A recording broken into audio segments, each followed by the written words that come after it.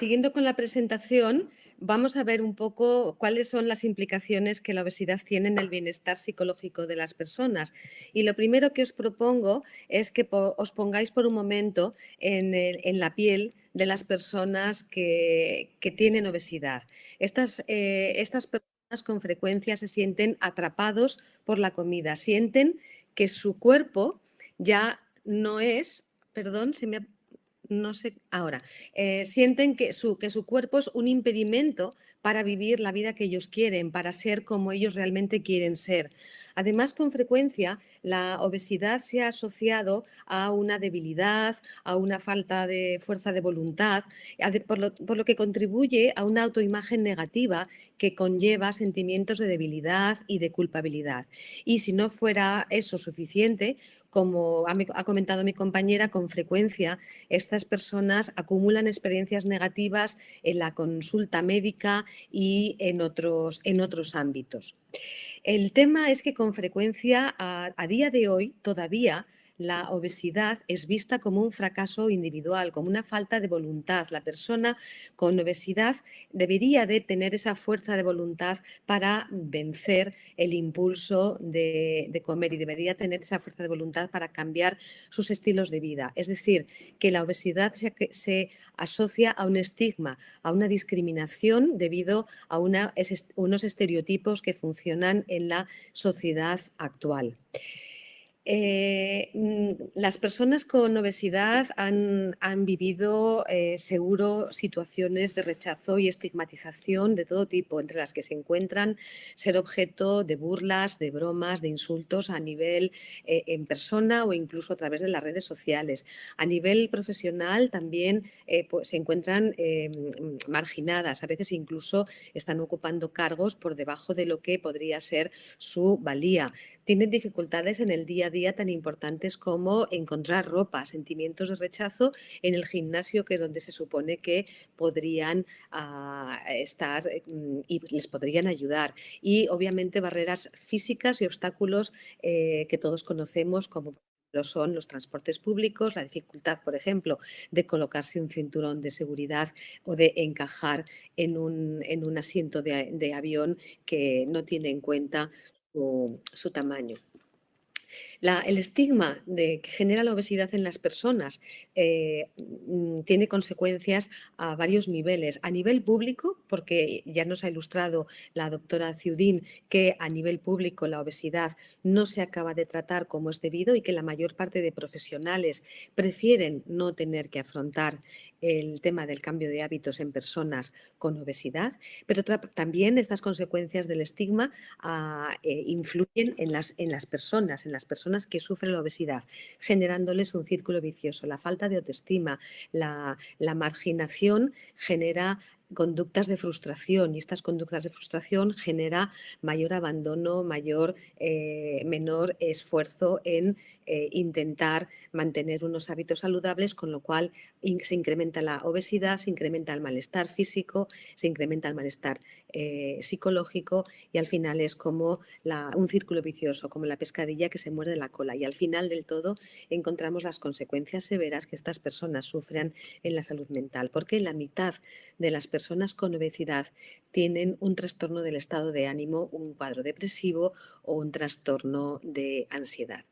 De esta forma, hoy día lo que buscamos en sanidad es la discriminación cero para las personas de obesidad. Y eso significa realizar un cambio de paradigma, pensar que la persona con obesidad necesita un traje de alta costura, no un prêt-à-porter. Necesita un tratamiento integral, individualizado y que incluya estos factores psicológicos que muchas veces son responsables de que la persona se sienta frustrada e incapaz de dar un paso adelante para mejorar su propia salud. Y para eso necesitamos ofrecer recursos educativos no solamente a los pacientes, sino también a los profesionales sanitarios. En este sentido, ¿cuáles son las intervenciones psicológicas que los profesionales podemos ofrecer a las personas que tienen obesidad? Hay varias intervenciones, como veremos a continuación, pero en primer lugar comentaros que son 3 los objetivos de las intervenciones psicológicas. Obviamente, el primer objetivo va a ser ayudar a la persona a modificar la conducta alimentaria, del paciente, de manera que adquiera unos hábitos más saludables de alimentación y de ejercicio físico, pero también acompañar, guiar al paciente a superar los obstáculos que seguro que va a encontrar en el camino relacionados con la pérdida de peso. Y por último, y no menos importante, restaurar la confianza, la regulación emocional y la autoestima de la persona que tiene obesidad. ¿Cuáles son las intervenciones psicológicas que se han utilizado hasta ahora? Hasta actualmente se ha considerado las terapias cognitivo-conductuales como un gold estándar. Pero últimamente se están incorporando más estrategias psicológicas, más novedosas y que intentan ir más al fondo del problema y no meramente a cambiar una conducta, sino a ayudar a la persona a que tenga más conciencia de su situación y ayudarle a superar estas dificultades. Ahí tenemos, por ejemplo, las terapias de tercera generación, el mindfulness o la entrevista motivacional. Y también como tratamiento complementario la telepsicología. La realidad virtual sería tendría cabida en este último punto. Lo que ocurre, ¿no?, con las terapias convencionales, como por ejemplo con la terapia cognitivo-conductual, es lo que vemos en la gráfica de la izquierda. Con el tratamiento la persona consigue perder peso, pero al cabo de un tiempo el problema es el mantenimiento. Es decir, el problema es que la persona vuelve al final, como un efecto de yo-yo, a recuperar lo perdido. Y esto hace que se incrementen los sentimientos de frustración y la pérdida de autoestima. El papel de la motivación, entonces, es clave. Los pacientes con obesidad, y hay varios estudios que lo indican, y que tienen más motivación para cambiar, son aquellos que tienen más probabilidades de perder peso y de mantenerse en su peso en comparación con las personas desmotivadas. Y aquí los profesionales tenemos una labor crucial para incrementar la motivación de nuestros pacientes, porque cuando un paciente viene a nuestra consulta, a veces cometemos una serie de errores. ¿Cuáles son los errores más comunes en el abordaje psicológico? Y si me permitís, a veces también en el abordaje físico de la obesidad. Primero, pensar que cuando nuestro paciente viene a vernos es que está ya motivado y listo para cambiar, que simplemente por venir a vernos ya significa que va a tener éxito y que quiere hacer todo lo que le digamos. En segundo lugar, otro error común que cometemos los profesionales es pensar que somos nosotros los que sabemos lo que le conviene al paciente y somos los que debemos dirigir el tratamiento. Y por último, otro error común que cometemos los profesionales es que pensamos que si el paciente no sigue las recomendaciones de dieta o ejercicio físico es que se está resistiendo a la terapia y es que ya no está motivado. Pues no. El papel de los profesionales es incrementar y trabajar en colaboración con los pacientes para aumentar su motivación. El primer error, el paciente viene a la consulta motivado y listo para cambiar. No siempre es así.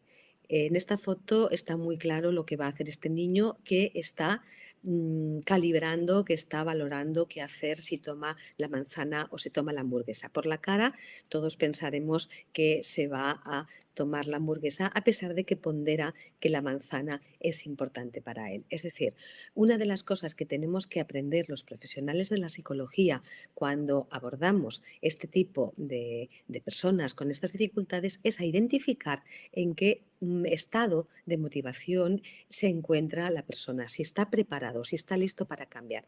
Porque el proceso del cambio es un proceso complicado. Toda la persona que se plantea realizar un cambio importante en su vida pasa por una serie de fases que están muy bien descritas en la rueda del cambio de estos autores. Desde una primera fase de precontemplación, donde la persona no se plantea ningún cambio porque no ve ningún problema, y si no ve ningún problema su situación no va a buscar una solución hasta que la persona empieza a dudar y finalmente está preparada para la acción. En el modelo motivacional, la recaída, es decir, el volver de nuevo a la casilla de salida o al menos unas casillas atrás, se considera como una parte del proceso. Y todo el mundo sabe que cambiar hábitos es muy complicado. Y es importante acompañar y guiar a la persona a través de estas fases con una serie de estrategias para cada una de ellas y para ayudarle a progresar en este proceso. Es muy importante también conocer que las personas con obesidad no es que no quieran cambiar. Muchas veces lo que les resulta es que están ambivalentes. Por un lado ven la importancia de seguir unos estilos de vida saludables, pero por otro lado realmente estas personas tienen un refuerzo muy importante con la comida, con las patatas fritas, con el chocolate, con este tipo de alimentación que saben que no es saludable. Y la ambivalencia no es ni buena ni mala, la ambivalencia es normal. Es un estado mental en que una persona tiene sentimientos contrapuestos en relación con alguna cosa. Y los profesionales de la psicología, los profesionales de la salud mental, hemos de ayudar a la persona a explorar esta ambivalencia, no a combatirla. Y eso es el primer punto, porque de alguna manera cuando intentamos luchar con esta ambivalencia, la persona sí que efectivamente se va a defender. Ese es el error número dos. Pensar que el profesional sabe lo que le conviene al paciente y es quien tiene que dirigir el tratamiento, decir al paciente lo que tiene que hacer, cómo, cuándo y por qué. A esto lo llamamos reacción correctora y con frecuencia lo que ocurre en un paciente que está ambivalente, que no se siente seguro, que no se siente capaz de llevar a cabo el tratamiento que se le propone, lo primero que siente es que no se le está respetando, que no se le está escuchando, que no se está teniendo en cuenta sus dificultades o los problemas que tiene. Por lo tanto, es muy importante, ¿no?, que ayudemos al paciente a resolver esa ambivalencia. Es como a la persona que tenemos aquí encima del trampolín que está dudando de si se lanza a la piscina o de si no se lanza a la piscina. Si el terapeuta le va a empujar por detrás, es decir, si argumentamos a favor del cambio a una persona que está ambivalente, estamos reforzando la oposición, está haciendo lo contrario. De la misma manera que si vemos que nuestro paciente no sigue las recomendaciones, exploremos cuáles son las dificultades que tiene, cuál es la situación en la cual se encuentra actualmente, cuáles son los objetivos que le hemos propuesto. ¿Son nuestros objetivos o son los objetivos del paciente los que estamos intentando resolver? Es decir, cuando el terapeuta hace como el dedo que tú debes bla, bla, bla, evidentemente a veces el paciente dice, bueno, yo haré lo que pueda o yo me conozco y yo sé lo que me conviene y quizá esto que usted me está recomendando yo en estos momentos no puedo hacerlo. La entrevista motivacional, por lo tanto, se intentaría corregir estos errores en base a una filosofía que no es nueva, es antigua. Hay una frase de Blas Pascal que a mí me gusta mucho, que define un poco la filosofía detrás de la entrevista motivacional. Las personas nos convencemos más por las razones que encontramos ellas mismas que no por las que nos explican los demás. Y esta sería la base de la entrevista motivacional, que es una atención centrada en la persona y basada en la colaboración en la cual el terapeuta guía al paciente en la resolución de la ambivalencia, ayudándole a identificar sus fortalezas, sus valores y sus propias y personales y únicas razones para cambiar. Es decir, ayudar a la persona que pase del yo debo al yo quiero y yo puedo. Una de las tareas que hace el entrevistador motivacional es ayudar, por lo tanto, a la persona a explorar esta balanza decisional, a explorar cuáles son las ventajas del cambio, pero teniendo en cuenta que evidentemente el cambio va a necesitar un esfuerzo. La persona con obesidad con frecuencia prefiere, y por eso está en una situación de círculo vicioso, el refuerzo inmediato que el pensar en el beneficio a largo plazo. Cuando la persona es capaz de identificar sus propias razones, sus íntimas motivaciones para cambiar, es más capaz de posponer este refuerzo inicial que la comida le produce y pensar en ese objetivo un poco más a largo plazo con esos beneficios que va a tener. No obstante, en la terapia motivacional también debemos de ayudar al paciente a suplir esa dopamina que deja de incorporar con la comida y a que pueda encontrar alternativas satisfactorias que le hagan sentirse saludable y que le hagan sentirse bien consigo mismo. ¿Cuáles son los principios esenciales del espíritu motivacional? En primer lugar, el terapeuta motivacional colabora con el paciente. El paciente es el protagonista del cambio, es un experto en sí mismo y el profesional es su guía que le orienta en el camino a seguir teniendo en cuenta sus intereses y sus capacidades. El principio de vocación. Dentro de cada paciente tenemos nuestras propias razones para cambiar y el profesional me ayuda a verlas y me empodera. El principio de compasión, ayudar a la persona que pueda perdonar sus fracasos. Es normal, cambiar es un esfuerzo, pero la persona puede hacer altos en el camino. Los objetivos tienen que ser cortos, que pueda asumirlo. El terapeuta es compasivo, tiene un interés genuino en la persona, en su bienestar y en aliviar el sufrimiento. Y por último, la aceptación. El paciente con obesidad es una persona única, tiene sus valores, sus virtudes, sus puntos a mejorar. Es importante que se acepte y su terapeuta debe ser empático y aceptarle también como es.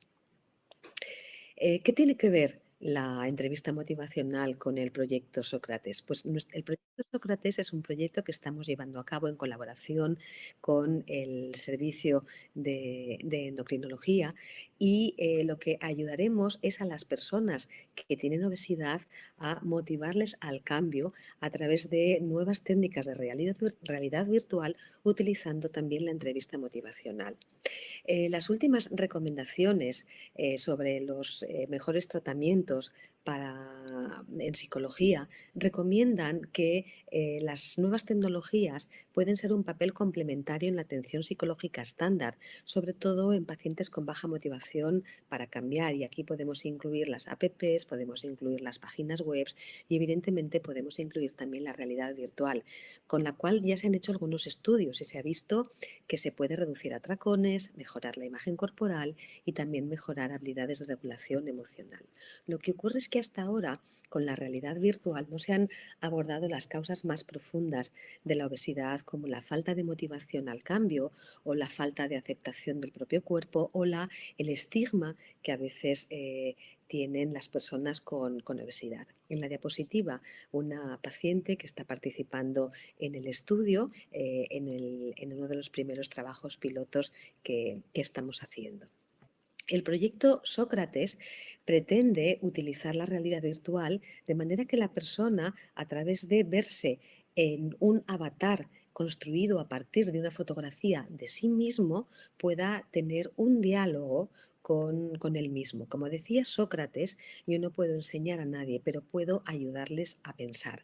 Eso es lo que intentaremos en el Sócrates, ayudar a las personas a pensar y que puedan resolver su dilema. Es un proyecto que realizamos en nuestro hospital en colaboración con la Universidad de Holanda, con el Centro Tecnológico de Israel y con una startup que es Virtual Bodyworks.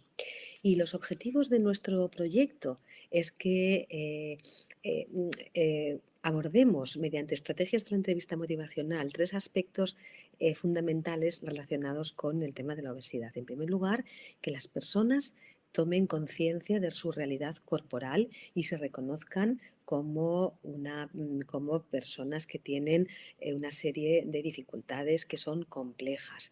En segundo lugar, que las personas puedan superar su autoestigmatización, sus pensamientos negativos que se han aprendido y que aparecen ya de forma automática y mejorar su autoestima. Y en tercer lugar, fomentar su autonomía, que los pacientes descubran sus propios motivos para conseguir sus objetivos a largo plazo en línea con sus valores y con sus intereses. ¿Cómo funciona este sistema? ¿Cómo funciona la plataforma? Pues la plataforma consigue un diálogo con la propia persona a través de un sistema que llamamos Converself.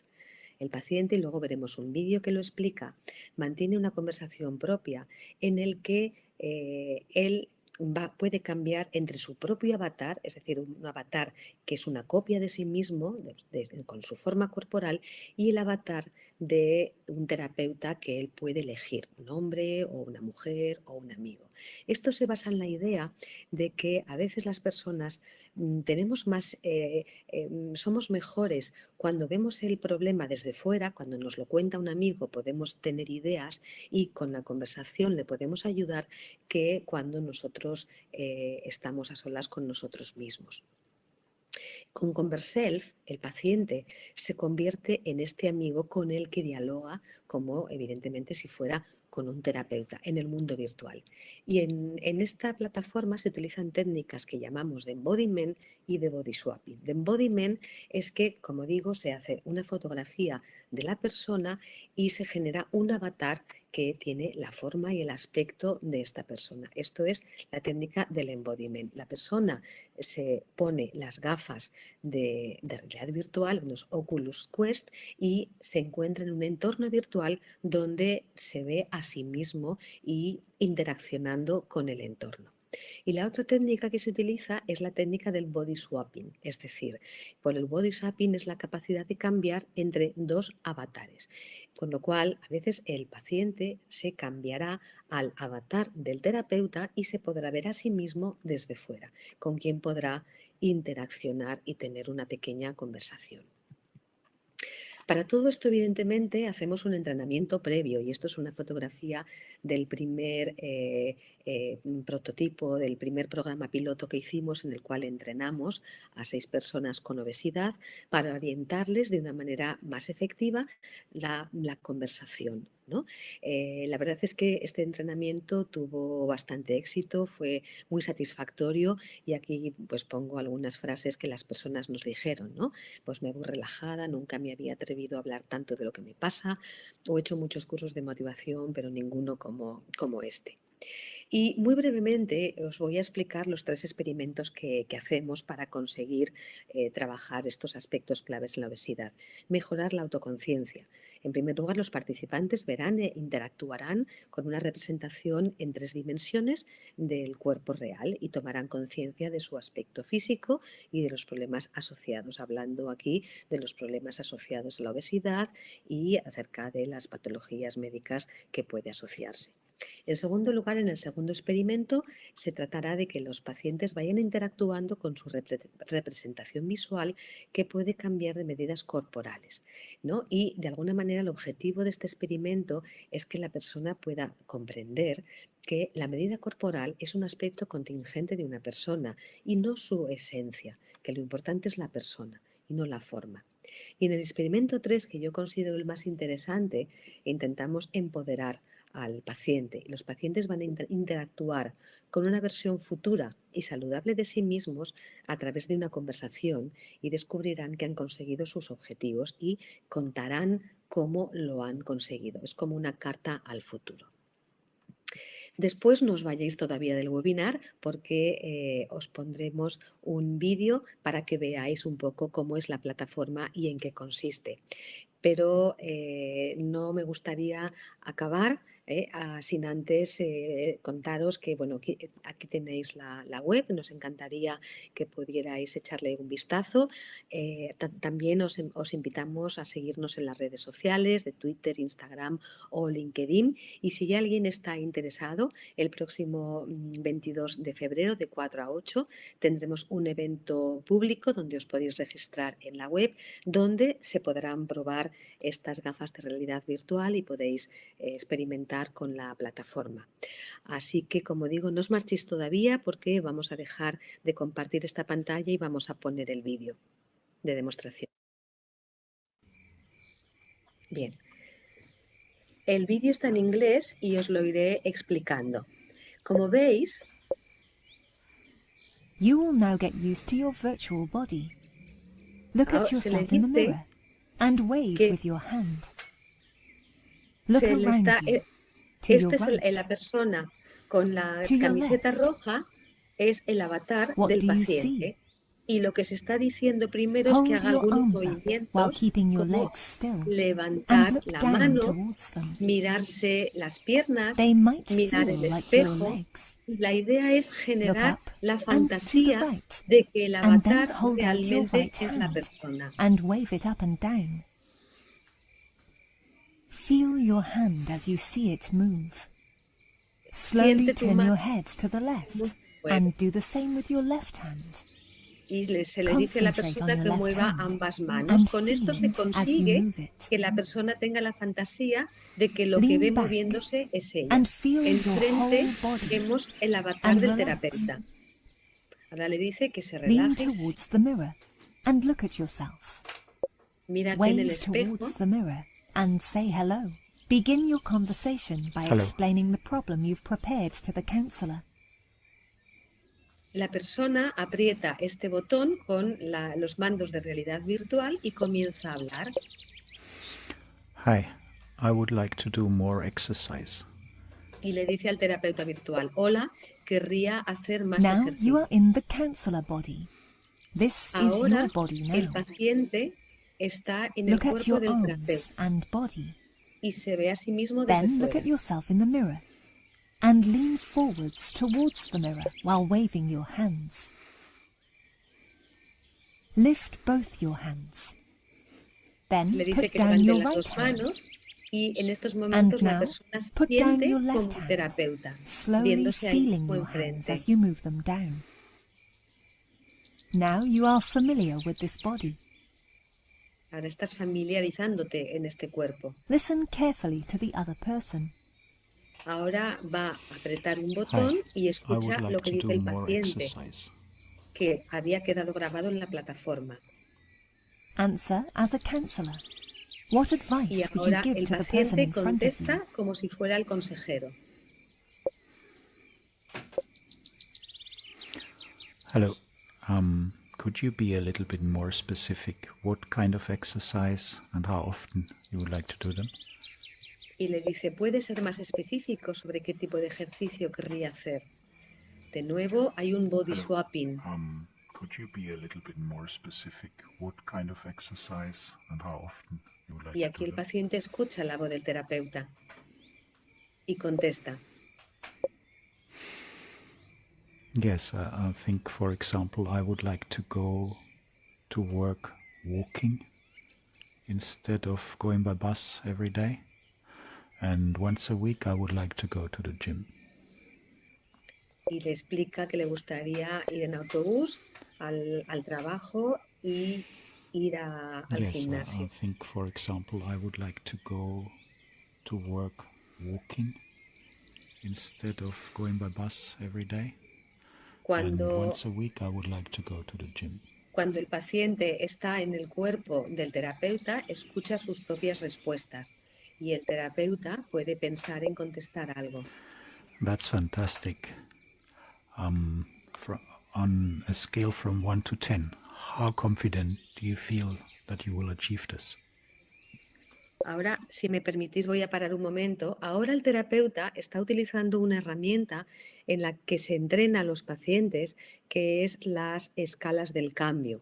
El terapeuta le pregunta que en una escala de 1 a 10, donde 1 no es nada importante, no se siente nada, no siente que tenga capacidad, y 10 siente que tiene mucha capacidad, cuánta confianza tiene en sí mismo de que va a poder conseguir hacer ese cambio. Por eso es tan importante hacerle el entrenamiento a estas personas.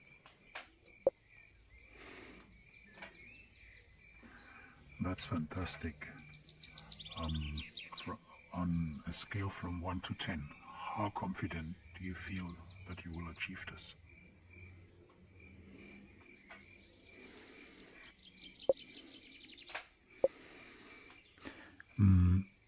I think 6 maybe.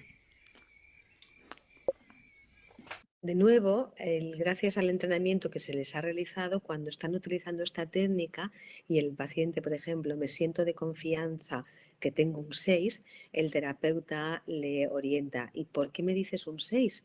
en confianza de hacer estos cambios y no me dices un 4. Y lo que está consiguiendo con esto es que la propia persona le dé más motivos por los cuales tiene esa confianza, como veremos a continuación.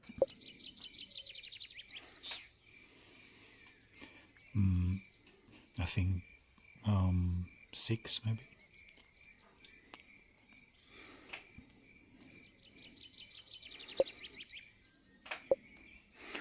Okay, and why do you say 6 and not 4, for example? Porque dice 6 y 4. Okay, and why do you say 6 and not 4, for example?